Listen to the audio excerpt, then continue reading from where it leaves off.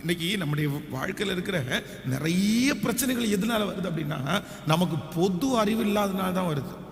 எங்களுடைய வீட்டுக்கு எதிர்த்தாப்புல 2 வீட்டுக்காரங்களுக்கு சண்டை. அந்த 2 வீட்டுக்காரங்களும் வந்து பார்த்தீங்க அப்படின்னா ஓன் ஹவுஸ் வச்சுருக்காங்க. அப்போது ஒருத்தர் வந்து வீடு ஒன்று கட்டியிருக்கிறாரு. அந்த வீடு வந்து குட்டியாக 3 ரூமாக அப்படி கட்டியிருக்கிறாரு.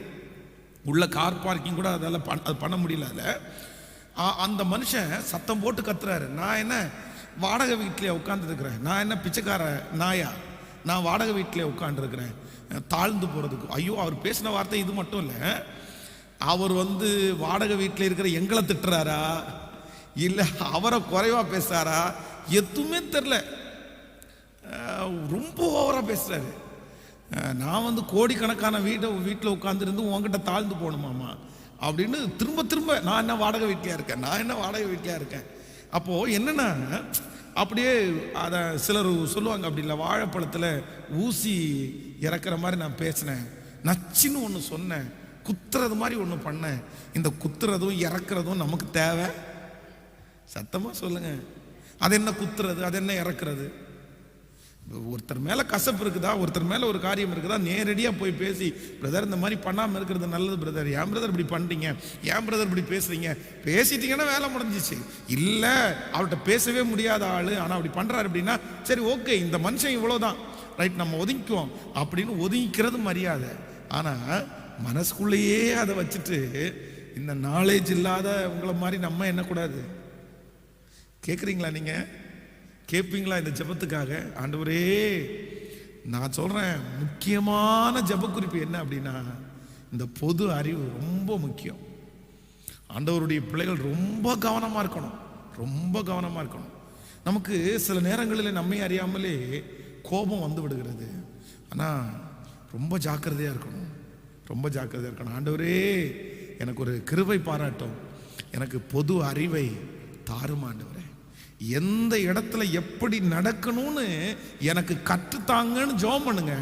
உங்களை மாதிரி நேர்த்தியா ஒருத்தர் கூட இருக்க முடியாது. இதெல்லாம் மிகப்பெரிய குவாலிட்டி. நீங்க வளருகிறதுக்குடைய அர்த்தமே என்ன தெரியுமா? இந்த பொது அறிவு உங்களுக்குள்ள வந்துச்சு அப்படின்னா நீங்க வளர்ந்துட்டு இருக்கிறீங்கன்னு அர்த்தம். ஆமேன்னு சொல்லுங்கள். இப்போ கூட நம்ம சொல்லி சொல்லி நல்லா பரவாயில்ல அப்படின்னு நினைக்கிறேன். சிலர் வந்து சர்ச்சுக்குள்ளே வருவாங்க பாருங்களேன், சர்ச்சுக்குள்ளே வந்து உள்ளே உட்காந்துட்டாங்கன்னா அவங்களுக்குன்னு ஒரு பிளேஸ் இருக்குது, அவங்களுக்குன்னு ஒரு இடம் இருக்குது. அந்த இடத்துல தப்பி தவறி யாராவது ஒருத்தர் உட்காந்துட்டாங்கன்னு வைங்களேன், அவ்வளோதான், ஒரு முறைப்பாங்க பாருங்களேன், நமக்கே பயமாக இருக்கும். ஆனால் சர்ச்சில் தான் இவ்வளோ இடம் இருக்குது, எந்த இடத்துல உட்காந்து ஆராதிச்சா என்ன, ஆராதிச்சு போக வேண்டியதானே, இங்கே என்ன தள்ளி உட்காருங்க அப்படின்னு மூஞ்சி. இதெல்லாம் ஆண்டவருடைய பிள்ளைகளே, சரி ஓகே இருந்துட்டு போட்டுமே, ஆராதிச்சுட்டு போட்டுமே, நம்ம இந்த இடத்துல உட்காரலாமே. அதே மாதிரி எங்கேயாவது ஒரு இடத்துல நம்மளை கொண்டு போய் உட்கார வைக்கிறாங்கன்னு வைங்களேன், எலும்பை மட்டும் சொல்லிட்டாங்க அப்படின்னா நமக்கு வரும் பாருங்க கோபம்.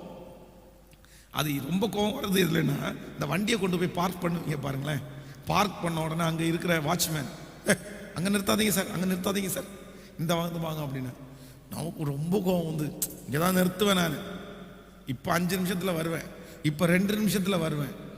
ஆக மொத்தத்தில் நம்ம என்ன பண்ண மாட்டோம், அந்த வண்டி அங்கேருந்து எடுக்க மாட்டோம். ஆனால் அவன்கிட்ட 5 நிமிஷம் பேசிட்டு உட்காந்துருப்போம். இதை வந்துடுறேன் சார், இப்போ வந்துடுவேன் சார், பக்கத்தில் தான் சார் போகிறேன் சார், டிஸ்டர்ப் ஆகும் சார், இப்போ வந்துடுவேன். அப்போது இது எல்லாமே நமக்கு என்ன பண்ணணும்னா, ஆண்டவர் நமக்கு உள்ளே வைக்கணும். ஆமேன்னு சொல்லுங்கள். நம்புறீங்களா?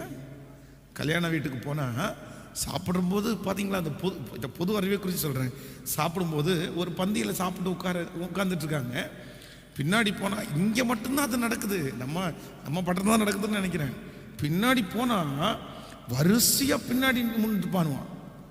அவன் டே சாப்பிட விடுங்கடா கொஞ்சம், அது முன்னாடி நின்று கழுத்தை பிடிச்ச முடியாது, தின்றியா இல்லையா, சீக்கிரம் தின்னு, சீக்கிரம் சாப்பிடு, எனக்கு முடிஞ்ச. அவங்க சாப்பிட்ற எல்லாத்தையும் பார்த்துட்டே இருக்கும்போது என்னடா இந்த மனுஷனுக்கு முன்னாடி நம்ம சாப்பிட்றோம்னு சொல்லிட்டு அவசரமாக வச்சுட்டு போகிறது. அதான் சில மாவட்டங்களில் பார்த்தீங்க அப்படின்னா பந்தியில் உட்கார வைப்பாங்க. பந்தியில் விளம்பரவங்களுடைய ஸ்பீடை பார்த்தீங்க அப்படின்னு சொன்னால் என்ன ஸ்பீடு, எனக்கு எக்ஸ்பிரஸ் மாதிரி போயிட்டு இருக்கோம். இப்போ தான் சாம்பாரை கொண்டு ஊற்றிட்டு இருப்பார், அடுத்து ரசம் வந்துடும். லைனா என்ன நம்மளை கூப்பிட்டது எதுக்கு? கூப்பிட்டது எதுக்கு? சாப்பாடு கொடுக்கறதுக்காக கூப்பிட்டுருக்காங்க. அந்த சாப்பாடை திருப்தியாக சாப்பிட்டு போகிறதுக்காக தான் நம்ம திருப்தியாக சாப்பிட்டு ஆசீர்வச்சிட்டு போகணும். ஆனால் வேக வேகமாக வச்சு இந்த கன்னியாகுமரி மாவட்டத்தில் பார்த்தீங்க அப்படின்னா நீங்கள் சர்வ் பண்ணுற இடத்துல நீங்கள் லைனாக உட்காந்துருங்க பாருங்களேன். உண்மையிலே அந்த கடைசியில் சாம்பாரோட சாப்பிடுவோம் பாருங்களேன். சாப்பிட்ட அடுத்த செகண்டில் பார்த்தீங்கன்னா பாயசத்தை ஒன்று ஊற்றிடுவாங்க. எப்படிப்பா சாப்பிட்றது? உடனே ஒரு கூட்டம் என்ன பண்ணுவாங்கன்னா அந்த சோறை தள்ளி வச்சுட்டு சாப்பாடை தள்ளி வச்சுட்டு பாயசத்தை சாப்பிட ஆரம்பிச்சிடுவாங்க. இந்த மாதிரி எல்லாம் இதெல்லாம் என்னத்துக்கு சம்பந்தப்பட்டது அப்படின்னா பொது அறிவு. சாலோமனுக்கு ஆண்டவர் ஞானத்தை கொடுத்தாரு. ஃபர்ஸ்ட் ஹோட்டல்ல இந்த மாதிரி அழகா ட்ரெஸ் பண்ணிக்கணும் அப்படின்னு எல்லாம் கொண்டு வந்தது யார் அப்படின்னா சாலோமன் தான் கொண்டு வந்தாரு. நீங்க வேதத்துல போய் வாசித்து பாருங்கள். சேபா நாட்டினுடைய ராஜஸ்திரீ ராஜாவை பார்க்க வரும்போது அவ எதை பார்த்து ரொம்ப ஆச்சரியப்பட்டாங்க அப்படின்னா அவங்க வீட்டில் இருக்கிற வேலைக்காரங்களை பார்த்து ஆச்சரியப்பட்டாங்க, அவங்க வீட்டில் இருக்கிற சமையல் அறையை பார்த்து ஆச்சரியப்பட்டாங்க, அங்கே பரிமாறுகிறவர்கள் போட்டிருக்கிற ட்ரெஸ்ஸை பார்த்து ஆச்சரியப்பட்டாங்க, அங்க சர்வ் பண்ற விதத்தை பார்த்து ஆச்சரியப்பட்டாங்க. அப்போ இன்னைக்கு இருக்கிற பெரிய பெரிய ஹை ஆஃபிஷியல் ஹோட்டல்ஸ் எல்லாம், ஸ்டார் ஹோட்டல்ஸ் எல்லாம் அவங்க போடுற யூனிஃபார்ம், அவங்க அந்த சர்வ் பண்றாங்கல்ல, இதெல்லாம் எங்க கண்டுபிடிச்சிட்டாங்க அப்படின்னா கர்த்தரே கத்து கொடுத்துட்டாரு. இன்னைக்கு வந்து அது 3 வருஷம் கோர்ஸ். அது என்ன கோர்ஸ்? வந்து கேட்டரிங் மேனேஜ்மெண்ட். இல்ல கேட்டரிங் மேனேஜ்மெண்ட் 3 வருஷம் கோர்ஸ். ஆனா இந்த 3 வருஷம் கோர்ஸை ஆண்டவர் வந்து சாலோமனுக்கு ஜெபம் பண்ணி ஞானத்தை கொடுக்கும் போதே என்ன பண்ணிட்டாரு? எல்லாத்தையும் கொடுத்துட்டாரு. அவர் கத்துக்கிட்டதை தான் நம்ம இன்னைக்கு கத்துக்கிட்டு இருக்கோம். அப்போ நம்முடைய ஆண்டவர் ஞானத்தை கொடுத்தாரு அப்படின்னால் ஒரு மனுஷனுக்குள்ள தன்னை போல என்ன வந்துடும்? பொது அறிவு வந்துதான் ஆகணுங்க. அதுதான் ஆண்டவருடைய பிள்ளை. ஒரு யாராவது ஒருத்தர் ஒரு உதவி செய்யறாங்க, ஒரு கிஃப்ட் ஒன்று கொடுத்துட்டாங்க. நம்ம பிரதர் தேங்க்ஸ் பிரதர், அது 1 ரூபா பொருளாக இருக்கலாம், 5 ரூபா பொருளாக இருக்கலாம், நமக்கு கொடுக்கணும்னு என்ன இருக்குது? நம்ம கொடுக்காத உடனே நம்ம கழுத்தை பிடிச்சி கேட்கவா போகிறோம்? அவங்க ஆசையாக ஒன்று கொடுத்த உடனே பெருசாக கொண்டு வந்து கிழிச்சிட்டான், பெருசாக கொண்டு வந்து கொடுத்துட்டான். 5 ரூபா பேனை, 4 ரூபா பேனை, இதெல்லாம் எவ்வளோ பெரிய ஆண்டவருக்கு விரோதமானது தெரியுமா? இதெல்லாம் ஆண்டவருடைய பிள்ளைகள் அப்படி செய்யக்கூடாது. இன்னும் சிலருக்கு அந்த பழக்கம் இல்லை, ஆனால் அந்த பழக்கம் நல்ல பழக்கம்னு இருக்கேன். ஒரு வீட்டுக்கு நம்ம போகிறோம், அந்த வீட்டுக்குள்ளே போகும்போது நீங்கள் ரொம்ப பெருசாக அந்த வீட்டுக்கு எதுவும் வாங்கிட்டு போக வேண்டாம்.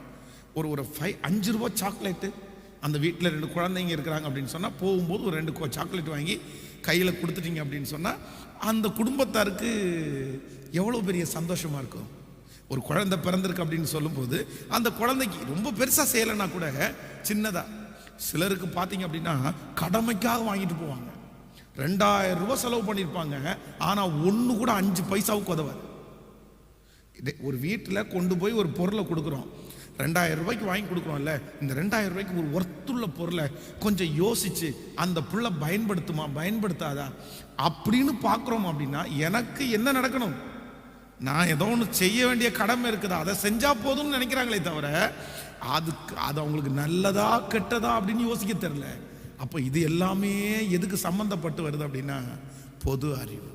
அப்போ ஆண்டவரே என்னுடைய வாழ்க்கையில எனக்கு கிருபையாய் கொடுங்க ஆண்டவரே, எனக்கு பொது அறிவை, இந்த உலகத்தில் எப்படி நடக்கணும், மனுஷங்கள்கிட்ட எப்படி நடக்கணும் ஆண்டவரே, தீயவங்கள்ட்ட எப்படி நடக்கணும், இன்னும் எனக்கு விரோதமானவங்கள்ட்ட எப்படி நடக்கணும்னு நீங்க எனக்கு கற்றுத்தாங்கன்னு ஜெபம் பண்ணுங்க. ஆண்டவர் நம்மை ஆச்சரியமாய் நடத்த வல்லவராக இருக்கிறார். ஹல்லேலூயா. அப்படியே கைகளை மேல உயர்த்தி சொல்லுங்க, ராஜா எங்களுக்கு ஒரு கிருபை தாங்க ஆண்டவரே, அதை எங்களுக்கு கற்றுத்தாரும் ஆண்டவரே.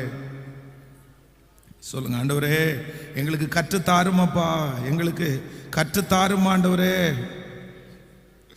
முழு பலத்தோட சொல்லுங்க, ஆண்டவரே எங்களுக்கு கற்றுத்தாரும், எங்களுக்கு அந்த பொது அறிவுகளை எங்களுக்கு கற்றுத்தாரும், நாங்க அதுல தேறினவர்களாய் நிற்பதற்கு பலன் தாரும் அப்பா.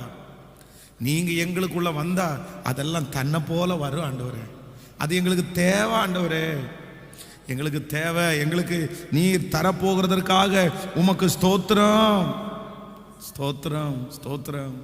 ஆமென் சொல்லுங்கள்.